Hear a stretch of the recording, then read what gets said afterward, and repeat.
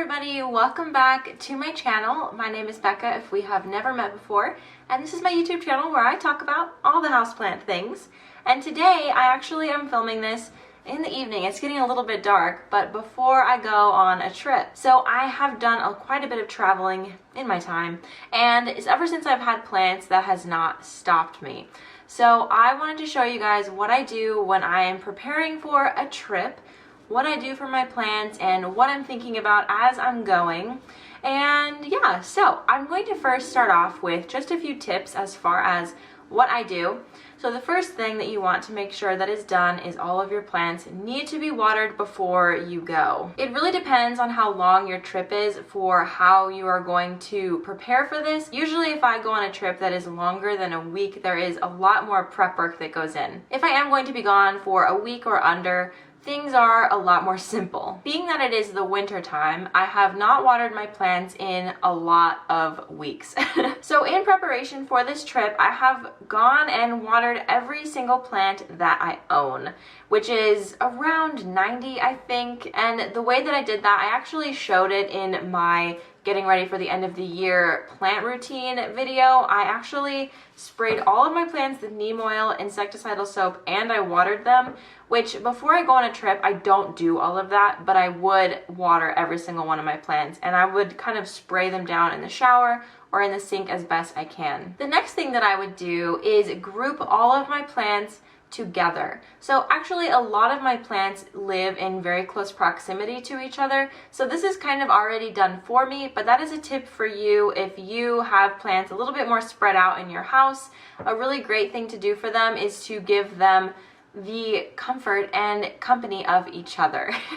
It's a very funny thing, but plants just seem to do so much better when they are near other plants, and it probably has something to do with transpiration, you know, plants kind of bringing up the humidity around themselves and for each other. And I've just found that in my experience when leaving on longer trips like 10 to 14 days, my plants do so much better when I group them together. If you're going on an extended trip and you don't have someone who could come in and check on your plants, there are a few things that you could do to get ready for that. There are a few items that you could buy, and I'm telling you these because I have heard that other people have used them, not because I have done this myself. So I'm not speaking from personal experience, but rather speaking from the experience of what I've heard from others. So there is an invention called hydrospikes, and it is something that you can stick in your plant, and then there is a little cord that you put into a cup of water, and the plant can take water as it needs it. So it's kind of like a little straw. It's a very similar process to wick watering plants, and a lot of people who use leca do wick watering as well. I might have just botched that, I'm not sure, but I know someone who uses a wick. For the most part, if you water your plants before you leave on the trip, they should be totally fine. It is very normal for plants to not be watered for up to 2 weeks at a time in my home, so that is usually why I'm not super concerned about it. But being that I have more plants in smaller pots and also plants that need to be watered more often, I have asked my neighbor, my sweet, beautiful neighbor, to come in and check on my plants. I've also asked her to come in and check on my humidifier to make sure that it is nice and full, because I know that if the heater is running in my home, the air is a little bit more dry, so the humidifier is going to be running more often. When you leave on a trip, I think that it's very common to just shut off the air conditioning, shut off the heater, and not really put much thought into that. And that is something that I did actually this summer when I went on my honeymoon for 10 days. I did come back to a lot of plants that were a little bit shocked by how hot it got in my house. So what I did on that trip that was actually correct for my plants was I turned on my fans at a very low setting.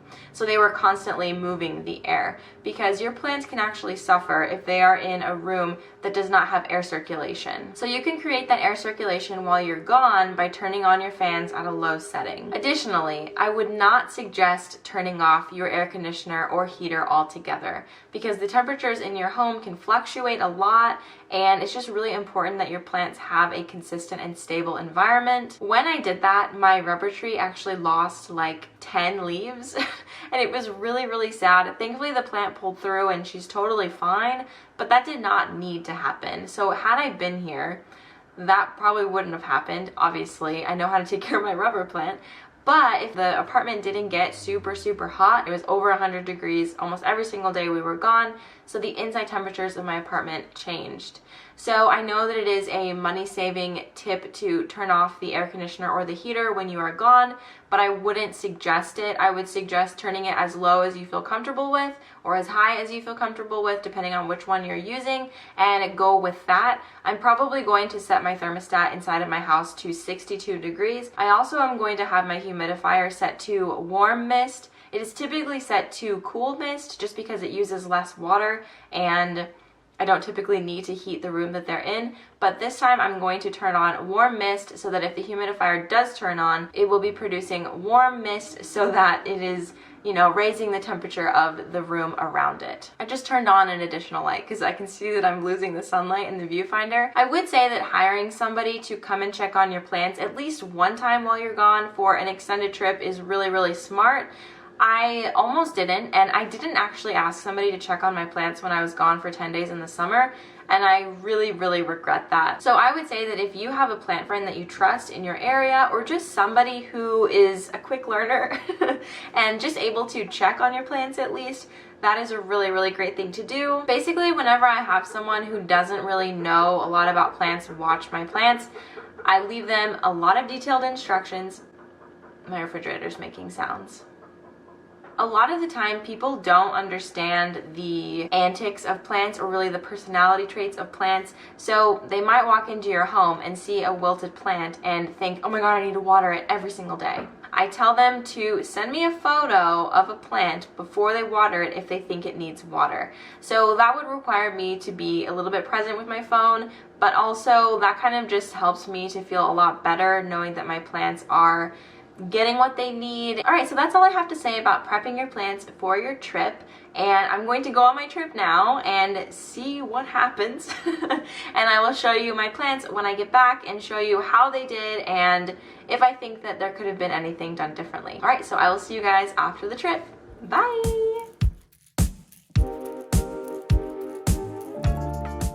Hello! I am back from my trip. It has been 15 days. We got into town last night and it was a really long travel day, so I didn't really feel like recording yesterday, but I really haven't touched any of my plants since I walked into the door. I kind of surveyed the area and saw what they all looked like, and there were a few that needed to be watered, like that would be my camera rubbing up against a crunchy leaf. There were a few that needed to be watered immediately, and I just kind of left them in the sink where I watered them. But basically, I'm trying to give you as accurate of a representation as possible of what my plants look like after being gone for 15 days.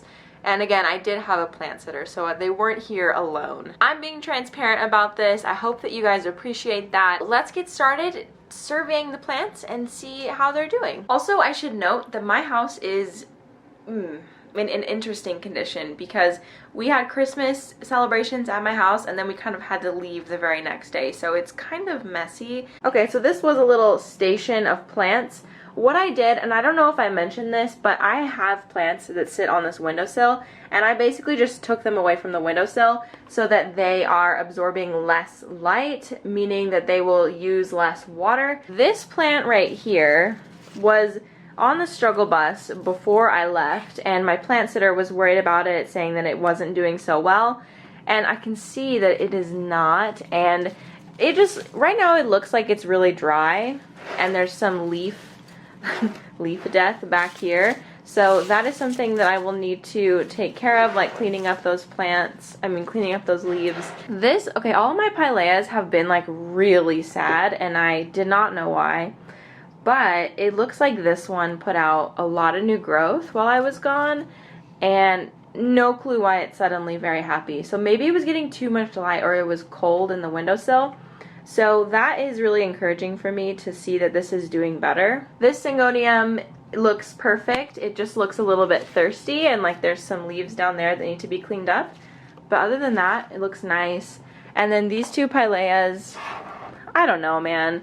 I just trimmed a lot of babies off of this one to see if that would help out, and it's still alive, so there's that. And this pilea, well, this leaf just fell off, but I don't think that it's doing particularly amazing. I mean, it used to be a beautiful plant, and then it fell off of a shelf, and ever since then, it's just like gone downhill. So I can say about this section that things look good.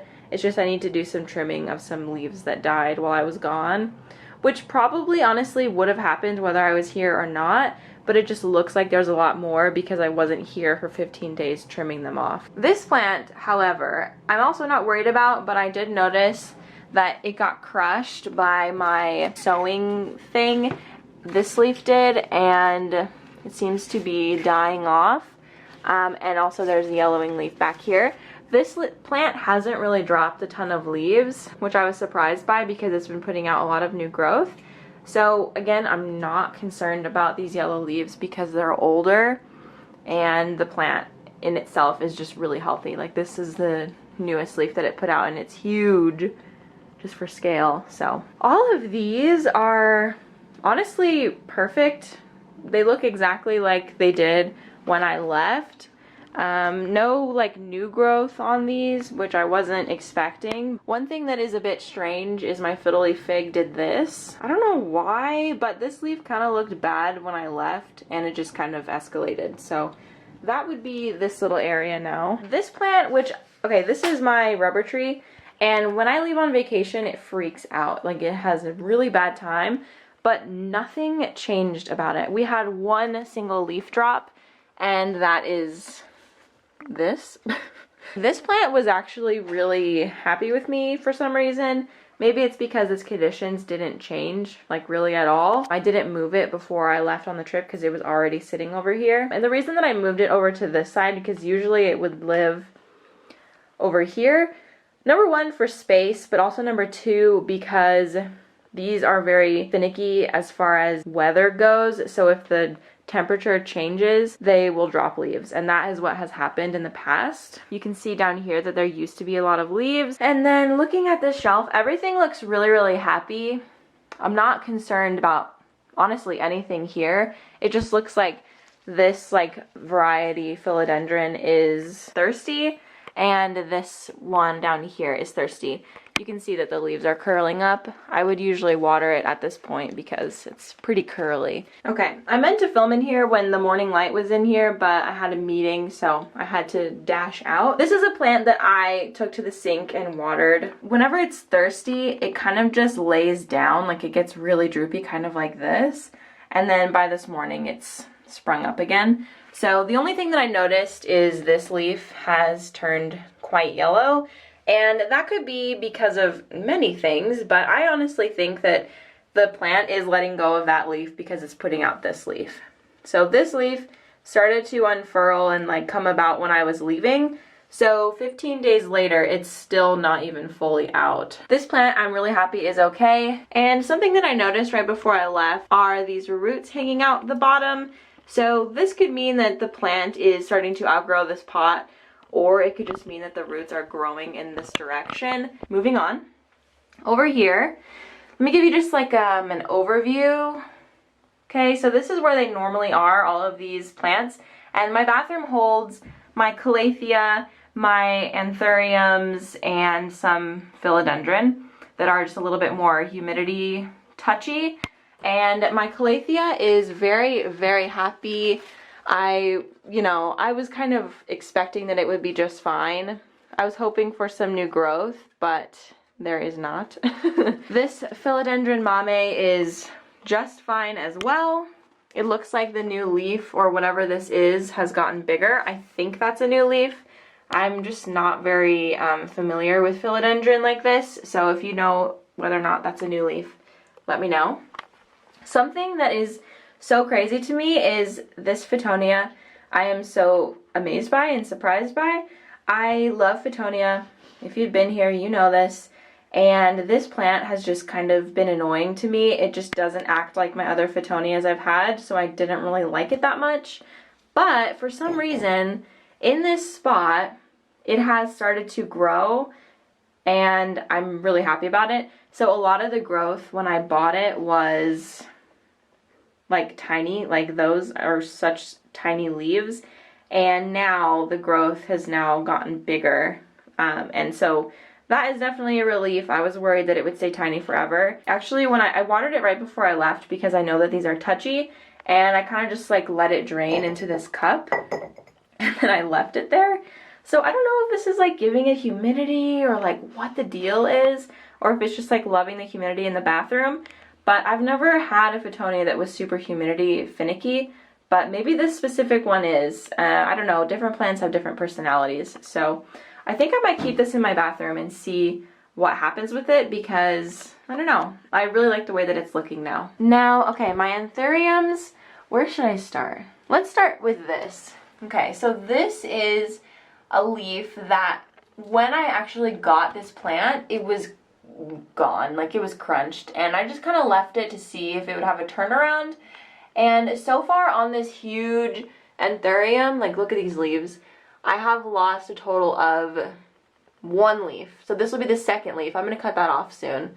And I think honestly for an imported plant, that's really not that bad. I think that with a lot of people importing plants, they kind of expect, honestly, I think naively, I expected the same thing, but you kind of expect that the plants won't go through any sort of shock. And that's just not true. And I think for a while, it took a while for my plants to kind of adjust and start showing signs of the fact that they went through some sort of shock. And this one in particular took a long time.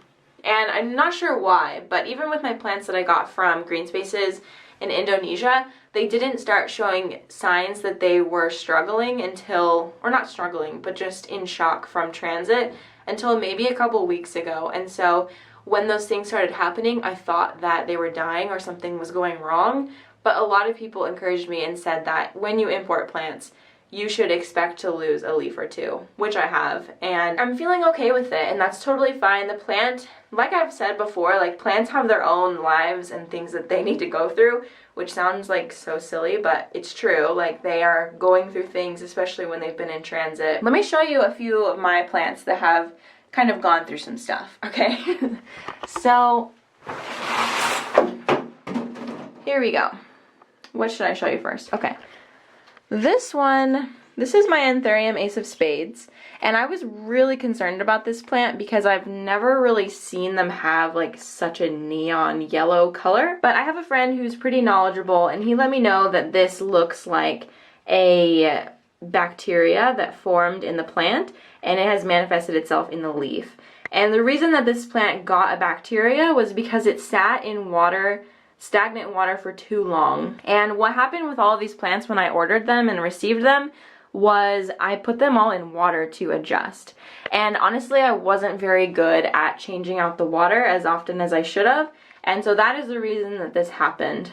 This is not going to spread to any other plant or even on the plant itself. It shouldn't, but this leaf is just now compromised. So I could like cut it off right here and the leaf would be totally fine, and that's probably what I'll end up doing. But I don't know, these are just some things to expect when you import plants. This plant, my Anthurium veticii, probably saying that wrong, but I haven't said the word in a long time. It's starting to put out what I think is a new leaf. Let me show you. You can see there. I'm pretty sure that is a new leaf. I don't know. We'll have to see. And also this one is putting out what I'm pretty sure is a new leaf, but I'm not super experienced with Anthurium, so maybe one of you can tell me what you think. Those are the ones that I was most concerned about in my absence, and I just left a note. Oh wait, I'll show you the notes that I left. Basically what I did is I tore off a piece of paper and labeled what I wanted her to do for specific plants, because she's not a plant person, but she just came over real quick and I kind of went over how to water a plant, and I told her when to water them. So I told her to water this shelf, this one, with distilled water in 1 week. And so I saw that she put them in the bathtub and watered them, and that was it. So really, really simple. And if you have a friend who doesn't really know plants that well, you can do something like this to help them. And yeah, I put this one on top of the humidifier, and I need to fill it up again because it must have been pretty dry because it was empty. And then the last, section that I kind of want to walk you through is my kitchen plants, and I have a lot of plants in here. So let me just show you what they look like. This plant, this is my elbow cutting, and it was drooping a lot when I came home, so I just watered it really fast because if I lost this plant, I'd be crushed. So I just wanted to make sure that that got water right away. It's still in the sink. And then also my lovely Christmas cactus, which has shed its blooms, probably because it was freaking stressed. But anyway, I'm just glad that I got to see the blooms. And then everything else, like, let's just do a little overview. Everything else looks really nice. The only plant that like visibly needs water is this watermelon peperomia. And actually there's a lot of new growth coming in on this one, if my camera will work with me here. So I'm gonna water this one for sure. If you have a watermelon peperomia and you're just not sure how to care for it, I don't have the model watermelon peperomia. Like, I know that mine, you know, looks a little bit rough, but I feel like I'm pretty good at watering it. Like, I know when to water it and when not to water it. And basically what I do is, like, take this leaf for example. If I can bend it, that's how I know it needs water, because usually with these it would snap if it was, you know, full of water. So you would definitely feel that, like, oh, I'm gonna snap the leaf if it didn't need water. So now that it's like soft, I'm going to give it some water. And my philodendron pink princess is putting out another leaf. I don't know what this leaf will entail. This is what the leaf looked like that recently came out. It has like a little splotch of pink. But this is the one that I'm going to be experimenting with the cakey paste. This plant, I had a feeling this would happen. Oh, mercy. Okay, this is a Hindu rope, a variegated Hindu rope, and this is so dead. It is so past dead. And it was already on its way out, so I really have no one to blame but the plant itself. I have no idea what happened. I have 2 other Hindu rope that were so happy, and then this one, I just, no clue what happened. Sometimes that just happens, I guess. I don't know. I don't want to like look careless about my plants, but this, like, clearly I know how to take care of Hindu rope, but I don't know what happened with this one. So anyway, this little tray here is plants that I just set aside that needed to be watered more frequently just because the pots are smaller. So I just said, you know, water it with sink water 1 week from 12/23. That's the day that I left. So it basically got watered once a week. And these are just my smaller plants. This is a propagation off of this mama plant. And then this is another one. So these leaves are like old and gross. And I was kind of just experimenting to see if these like old freaking leaves would put out anything. And they did. Check that out. So good news there. And then, yeah, everything else is just kind of standard. This is a Hoya macrophyll, no, Hoya polynera. And this is one that I received from a bad seller. So I'm trying to see if something will happen. So far, nothing. And I actually, while I was gone, lost this piece, which I was trying to root, and then I put it in soil and it just didn't take. So hopefully this piece will stay strong. I have no idea. Alright, so with all that said and done, I would say that my plants did very, very well in my absence. And I think that a lot of that is attributed to the fact that I had a plant sitter and I left instructions and made sure that she knew what she was doing. If you saw my plant funeral video, you will have seen that I've lost a lot of plants due to traveling. And that's just a fact of life. I'm not gonna stop traveling just because I have plants, but I definitely think that I was more responsible about my plants this time leaving. It's also important to know that I have not been collecting houseplants for years and years. If it seemed like there were a lot of plants in my plant funeral video, I know that I got a few comments about that, like 1 or 2 comments out of the hundreds of other comments that were much nicer, but I did get a few that were like, you killed a lot of plants this year, you're not very responsible, or, you know, whatever they said. I just wanted to be clear that, like, I love my plants and I care about my plants. It's just that I'm still learning, and I go on trips and I'm not a very good planner sometimes, and so this time I did my best to be better at it. And as you can see, I only lost 1 plant that was already on her way out. So I would definitely consider that a win. And if you have any questions about anything that I talked about or any specific plant, there were more than I showed, but everybody was generally very happy. So if you have any questions about that or any specific things you want to work through, I would definitely suggest leaving a comment down below. We can help each other out with leaving our plants on vacation. Maybe if someone has a tip for if you don't have a plant sitter, because I know that that's not always an option for everybody. But anyway, all this aside, thank you for watching this video. I hope that it was helpful, and I hope that you enjoyed some transparency. Please be kind to me, because sometimes I worry about sharing this kind of stuff and people being mean about it, but I don't have a perfect plant collection, and I'm not going to pretend like I do so that I can have more clout on the internet, because why would I do that? Thank you guys for being my friends, and I will see you guys in the next video. Bye!